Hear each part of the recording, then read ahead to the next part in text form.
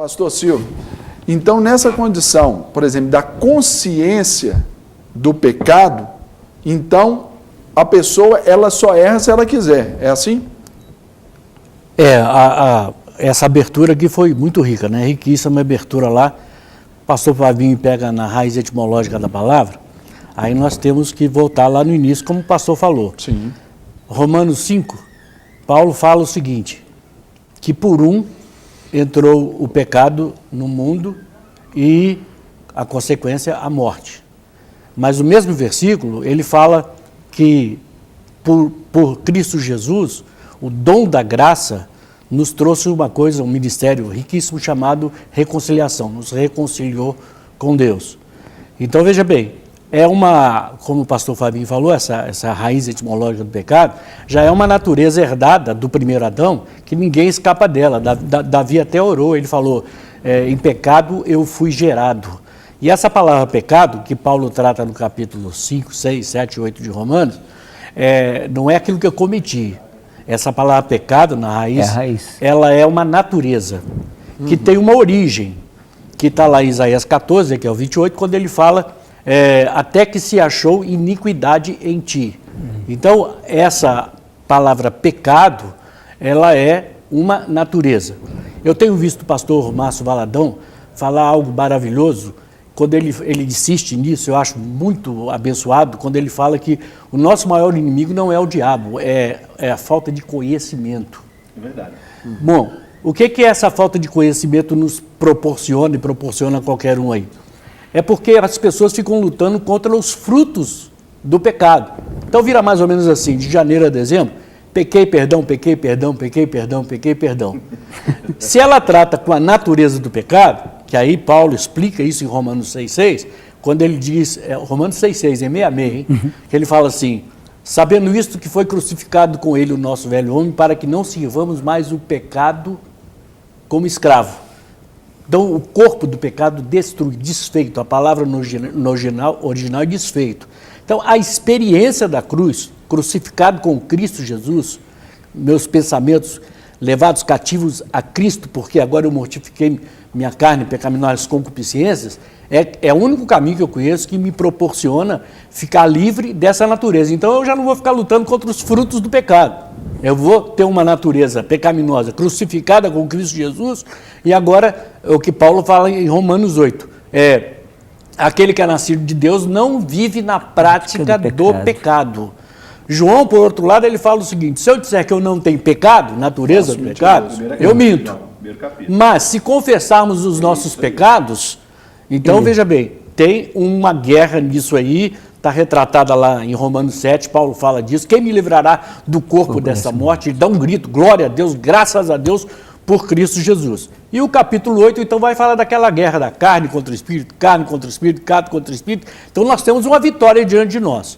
O que pode me afastar e me legar lá àquela natureza antiga das concupiscências é eu tirar os olhos do alvo, tirar os olhos do objetivo, tirar o coração de onde eu tenho que ficar, que é Cristo Jesus crucificado por nós. Deixa eu me dar uma dentro aqui. Eu quero completar o texto do pastor Silvio, que é interessante, quando ele cita Romanos 7, ele fala o seguinte, olha só, Paulo fala, graças a Deus por Jesus Cristo, que me livra do corpo dessa morte, né? Mas antes disso, ele está dizendo assim, tudo aquilo que eu quero fazer, que eu amo fazer, que é bem, eu não consigo. Eu não faço. Eu não quero. Aquilo que eu não quero é o que eu faço. Natureza. Aí ele fala assim, pobre homem que eu sou. Então, a gente precisa de esclarecer aqui, para ficar muito tranquilo, que todos nós somos pecadores. PT, saudações. Herdeiro de uma natureza do pecado. Não tem sequer, único humano que viveu sem pecado foi Cristo. Acabou. Então, nós precisamos entender isso. E se eu digo que esse pecado, ele vai me separar definitivamente de Deus, eu estou dizendo que o sacrifício de Cristo na cruz, a graça de Cristo, ele assumiu o meu lugar, né, o sacrifício vicário, ele está no lugar nosso. O que ele fez? Ele carregou sobre si o pecado da humanidade. Paulo fala, não somente os nossos, mas ainda os que nós ainda iríamos fazer. Hein, pastor? Entende? Então isso tem que ficar muito claro para a gente. Mas e o que acontece, por exemplo, que eu me lembro até de uma vez que fui cantar numa igreja de jovens, cheguei lá e tinha uma banda tocando a música. Salário, salário. Não, morte, morte. É um rockão pesado. Morte, salário do pecado é a morte. Então, como é que aí a gente vê essa questão de salário do pecado é a morte? Isso, aí a gente vê assim, a Bíblia diz que todos nós estamos mortos, todos mortos nos nossos delitos e pecados. Aí vem Deus, que ama o mundo, de tal maneira que dá o seu Filho, para quê? Para que nós sejamos objetos de algumas coisas bacanas, aí a gente vai pensar aqui, né? Primeiro, uma palavrinha aí que os teólogos usam aí, que é a regeneração. O que é isso? É a ação de Deus de fazer com que cada um de nós reconheça a Cristo como Deus. O homem natural não entende as coisas de Deus, diz a palavra de Deus. Eu não Aí entendo que a vem, Bíblia então, o naturalmente. combate daquilo que o pastor Silvio falou sobre a questão de causa e efeito. É o Romanos 6. Combate-se, porque hoje, por exemplo, essa consciência que é trazida, muitas vezes é trazida para combater causa. E não a consequência, que é a falta desse Mas entendimento. o Romanos 6, Agora, 23, ele Sim. completa, porque o pastor falou.